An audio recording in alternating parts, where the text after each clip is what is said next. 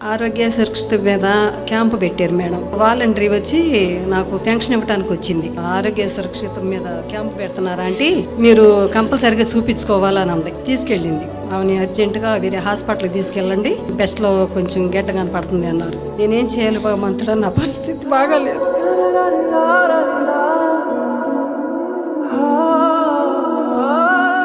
నీకేం బాధ లేదమ్మా, ఆరోగ్యశ్రీ మీద అన్ని టెస్టులు ఫ్రీ అవుతాయి, నువ్వు ధైర్యంగా ఉండవని నన్ను కూర్చోబెట్టి ఆ రోజు అన్ని టెస్టులు చేశారు. నాకు ₹1 ఖర్చు కాలేదమ్మా. మంచి భోజనము, టిఫిన్, పాలు